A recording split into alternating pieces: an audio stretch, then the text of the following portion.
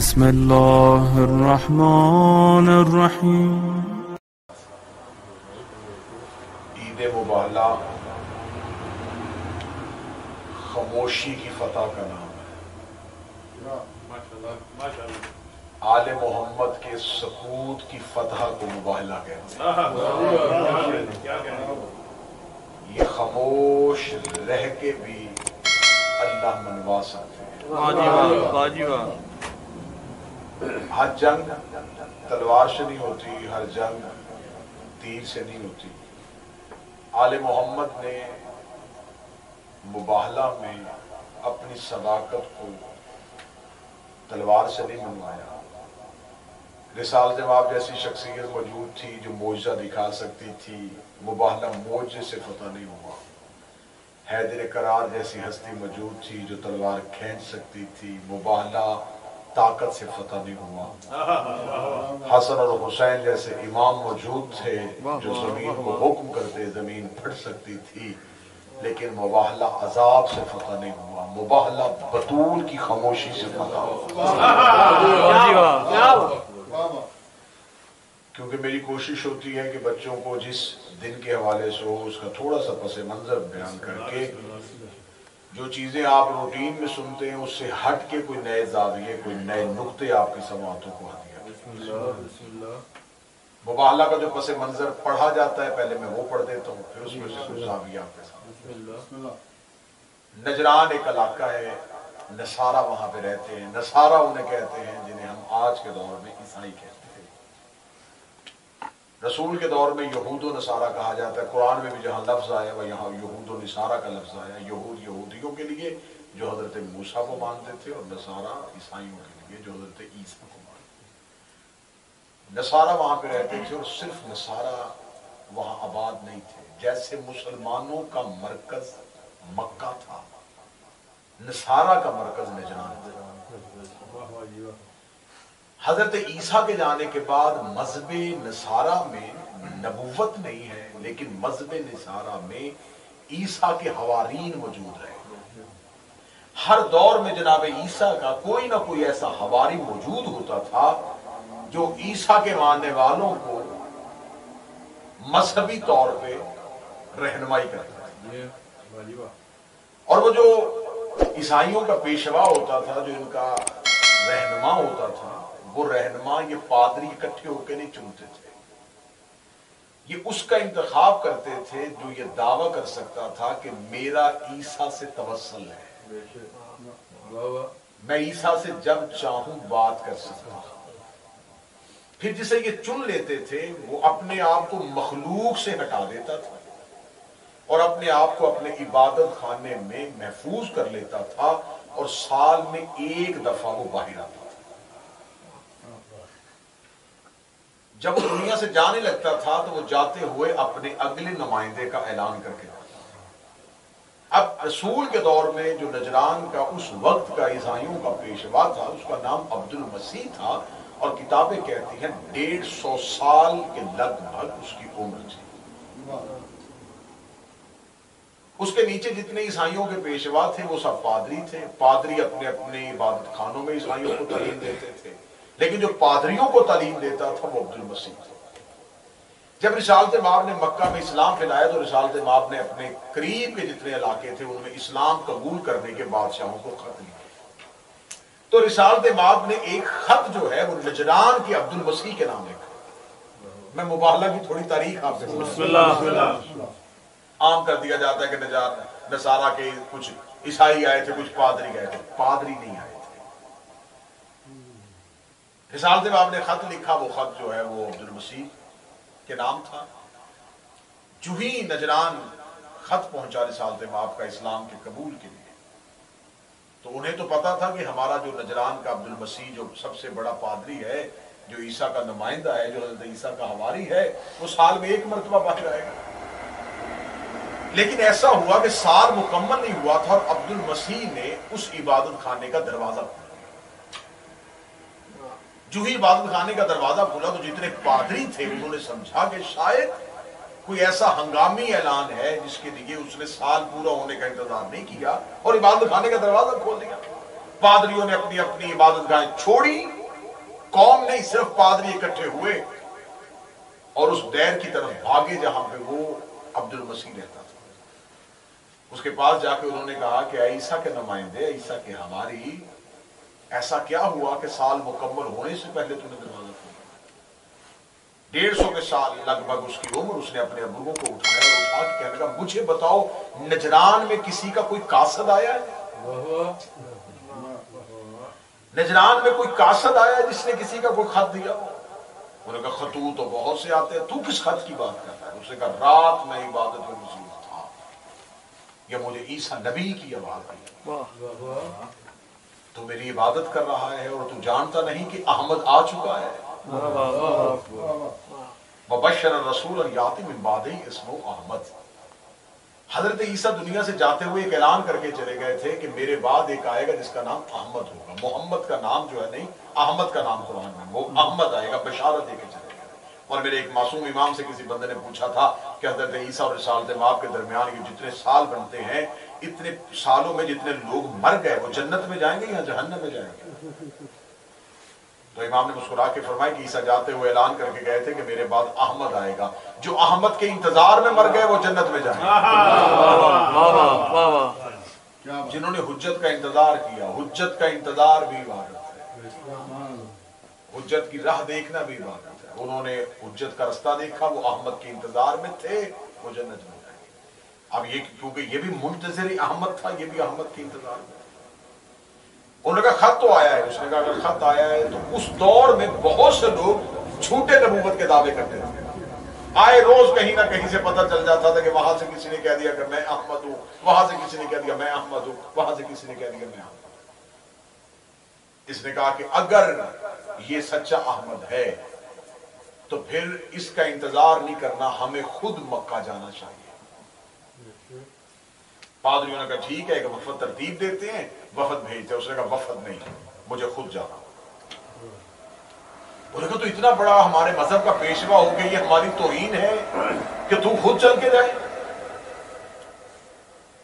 उसने कहा जो मैं कहूं मेरी बात पे सिर्फ लब्बैक कहना है, मुझसे बहस नहीं करनी, मुझे खुद जाना पड़ेगा। अब्दुल मसीह के लिए सवारी का एहतमाम किया और किताबें कहती हैं कि 2 मरतबा रस्ते में औलाद ने इसे रोका, लेकिन इसने जिद की कि मुझे खुद जाना है, और सवारी मक्का की तरफ बढ़नी शुरू हो। जो ही मक्का पहुंचा तो जो पादरी थे वो इसके आने पे खुश नहीं थे। थोड़ी सी पते मंजर बयान कर रहा हूं। जितने पादरी थे वो इसके आने पे खुश नहीं थे। वो कहते थे इसे खुद नहीं आना चाहिए था, ये हमारे मजहब की तौहीन है कि हमारा इतना बड़ा पेशवा हो, ये खुद चल के जा रहा है। जो ही मक्का के करीब सवारी पहुंची तो उन्होंने कहा कि आप बताएं कि उससे मिलने के लिए कहां जाए। उसने कहा पहली निशानी देख ली, उस रसूल का कलमा पढ़ने वालों से पूछो कि उस नबी का महल कहां पे है।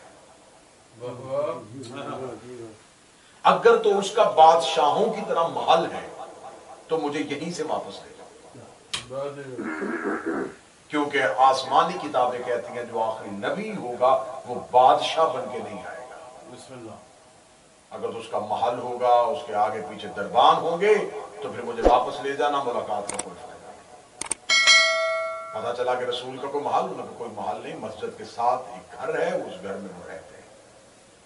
अगर उनसे मुलाकात करनी हो, उन्होंने कहा जी मुलाकात के लिए एक ही जगह मस्जिद, जो अल्लाह का घर है, जो भी मेहमान आते हैं, जो भी वफद आते हैं, वो लोग मस्जिद में बैठते हैं और मस्जिद में रिसालत माब से मुलाकात कर लेते हैं।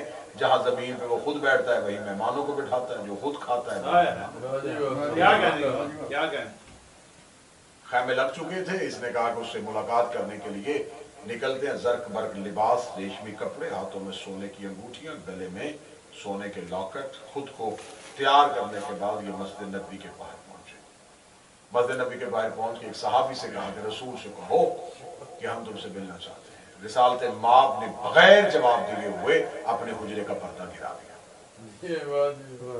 अब रिसालत माब के घर के अंदर जाने की किसी सहाबी को इजाजत नहीं थी। अब यहां तो रसूल बता के जाते कि मैं मिलना नहीं चाहता, लेकिन रसूल ने हुजरे का पर्दा गिरा दिया। ये बाहर बैठे रहे, इंतजार करते रहे, अभी थोड़ी देर बाद आएंगे, फिर थोड़ी देर बाद आएंगे। रसूल वापस बाहर ना आए। आखिर बिलाल से पूछा गया कि रसूल के ना आने की वजह क्या है। बिलाल ने कहा मैं सहाबी हूं लेकिन मोहम्मद का मजाज नहीं जानता। मजाज रिसालत सिवाय अली के कोई नहीं जानता। अमीर अल-मोमिनीन की तरफ ईसाइयों के वफद को भेजा गया। अब्दुल मसीह ने जाके कहा खुल के अजीम का मालिक है तुम्हारा रसूल, मिला क्यों नहीं? अमीर अल-मोमिनीन ने फरमाया तुम्हारा ज़र्फ मर्क लिबास, तुम्हारे रेशमी कपड़े, ये तुम्हारी मुलाकात के रास्ते में रुकावट है। रसूल सादगी पसंद है, सादा लिबास पहनो, नबी तुमसे मुलाकात करेगा। इन्होंने सादा लिबास देकर तन किया। जब मस्जिद नबी के दरवाजे पे गए तो रसूल खुद इन्हें लेने के लिए दरवाजे पे गए। अब्दुल मसीह बैठ गया। अब्दुल मसीह ने बैठते ही सबसे पहला सवाल जो रसूल से किया, मैं पूरी जिम्मेदारी के साथ पढ़ने लगा, इसने पहला सवाल किया कि हम आपसे बाद में पूछेंगे कि आप नबी हैं नहीं हैं, आपके पास नबूवत है नहीं है, आपके पास कोई आसमानी किताब उतरी है नहीं उतरी, वही होती है नहीं होती, आपके मुताल्लिक का सवाल हम बाद में करेंगे। पहले ये बताओ आपका ईसा के बारे में क्या कीदा? क्योंकि वो फितरत इंसानियत को समझता, वो समझता था कि अगर ये बादशाह होगा तो कोई बादशाह दूसरे बादशाह को नहीं मानता, और अगर ये झूठा नबूवत का दावेदार हुआ तो ये सच्चे नबी को मानेगा नहीं, पहले उसका इनकार करेगा। झूठे की पहली खासियत ये होती है कि वो किसी ना किसी सच्चे का इनकार करते हैं। क्या कहें? अगर आपने कहीं देखना हो कि ये जो तख्त पे बैठा है ये झूठा है या सच्चा है, उसके आगे सच्चे की बात करके देखा। अगर सच्चे की फजीलत को मान ले तो समझ लेना ये भी सच्चा है, लेकिन अगर सच्चे की फजीलत का इनकार कर दे तो वो झूठा है। ईसा के बारे में तुम्हारा क्या अकीदा? रसूल के लब हिले रिसालत में आपने फरमाया अल्लाह का कलमा है, क्या कहने के बाद आयतुल्लाह है, हुज्जतुल्लाह है, बतूल ज़ादा है, मरियम का बेटा है, खुदा का बरगजीदा नबी है। नबी तारीफें करते रहे, अब्दुल मसीह के चेहरे पे खुशी आती रही कि ये मुसलमानों का रसूल तो हमारे नबी को मान रहा है। आखिर में आके रिसालत के बाद में फरमाया अब तुम बताओ तुम्हारा उसके बारे में क्या? कहते हमारा भी यही अकीदा है, लेकिन हमारा अकीदा तुमसे थोड़ा सा जुदा है। तुमने एक जगह पे जाके थोड़ी सी कसर छोड़ दी, वो हम पूरी कर देते हैं। वो सिर्फ नबी नहीं, वो अल्लाह का बेटा है। रिसालत बाब ने फौरन ये नहीं कहा उठो मुशरिको निकलो मस्जिद से बाहर। तुमने क्या कह दिया? अल्लाह के घर में बैठ के तुमने कह दिया? रिसालत बाब ने फरमाया अल्लाह का बेटा होने की दलील क्या है?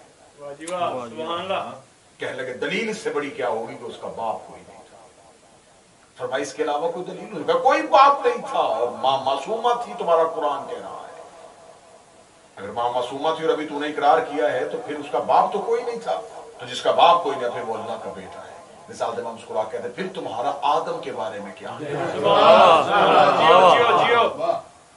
ईसा का तो बाप नहीं था तो आदम की तो मां भी नहीं थी, तो पहले खुदा का बड़ा बेटा उसे मानो, छोटा बेटा ईसा को। ईसाई खामोश हुए। रिसालत बाब ने फौरन दूसरी बात की, ये बिल्कुल मुकालमा है, जो अभी मुबाहिला नहीं हुआ, मुकालमा। रिसालत बाब ने फौरन दूसरा सवाल किया। रिसालत बाब ने कहा मैं मानता हूं उसकी सारी सिफात को, लेकिन एक सिफ्त को मैं नहीं मानूंगा। वो कौन सी? फरमाया वो इबादत परवरदिगार नहीं करता था। ईसा अल्लाह की नमाज नहीं पढ़ता था। अब्दुल मसीह देख के कहने लगा ये किसने आपको कहा कि वो अल्लाह की नमाज नहीं पढ़ते थे? ईसा की पूरी रात सजदे में गुजरती थी। नबी मुस्कुरा कहते अगर बेटा था तो बाप की इबादत की।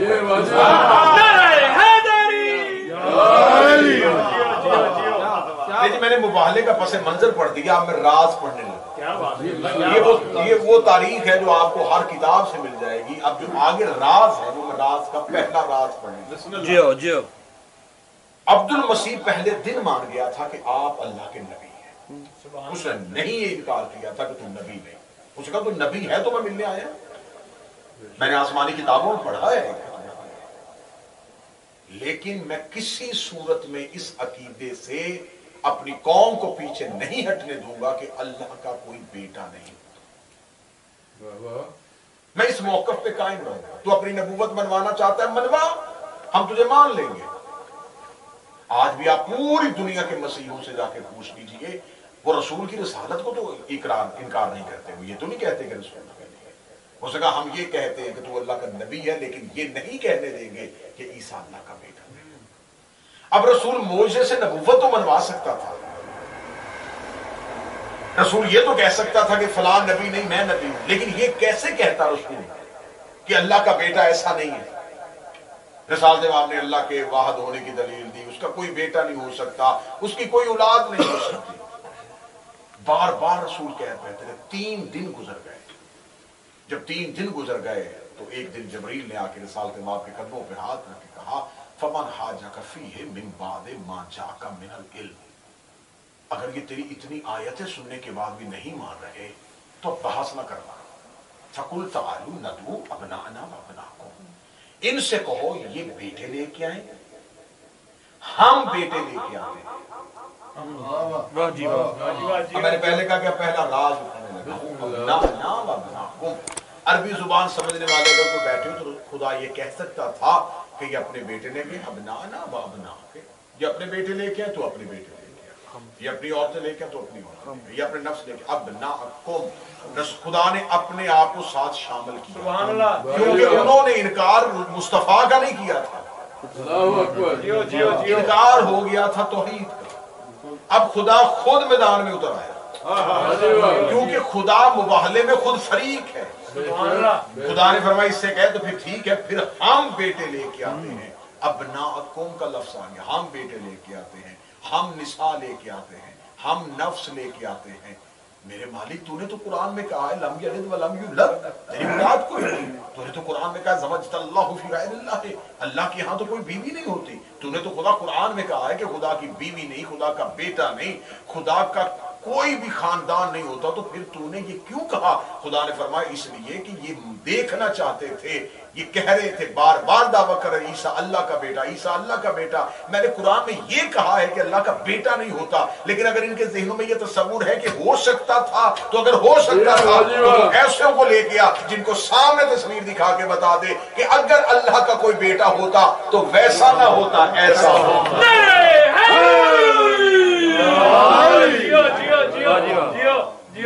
اگر خدا کی کوئی نساء ہوتی تو مریم نہ ہوتی، سیدہ ہوتی. اگر پھر ٹھیک ہے، پھر ان سے کہے کہ یہ لے کے آئے. ابناءنا وابناءکم، ہم بیٹے لے کے آتے ہیں.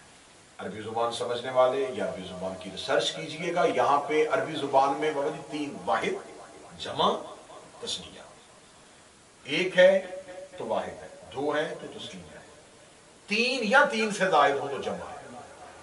یہاں پہ صیغہ تثنیہ کا استعمال نہیں ہوا، جمع کا استعمال. کم از کم 3 لے کے جانے تھے. یہاں خدا نے جمع کا صیغہ استعمال کیا ہے، تثنیہ کا نہیں کیا کہ تم بھی اپنے 2 بیٹے. 2 کا تو لفظ ہی نہیں، جمع کا صیغہ استعمال کیا. 3 لے کے جائے یا 3 سے زیادہ لے کے جائے. اب یہاں پہ شرط ہے 3 کی. اور ایک راز جو میں پڑھنے لگا ہوں، اس راز پہ آپ نے مکمل توجہ فرمانی ہے کہ جس وقت، پوری توجہ کے ساتھ جملہ سنیں، جس وقت یہ آیت آئی رسول کا سگا بیٹا ابراہیم زندہ تھا. پوری ذمہ داری کے ساتھ بات کریں، پوری ذمہ داری کے ساتھ. حضرت ابراہیم جو ماریہ قبطیہ کی بطن سے دنیا میں آئے تھے، حضرت ابراہیم بن محمد رسول کے بیٹے ابراہیم کی رحلت ہوئی ہے 10 ہجری میں، مباہلہ ہو رہا ہے 9 ہجری میں. جس وقت یہ آیت آئی رسول کا صلبی بیٹا ابراہیم موجود تھا. اگر کوئی یہ کہے کہ وہ تو بچہ تھا تو حسین بھی بچہ تھا.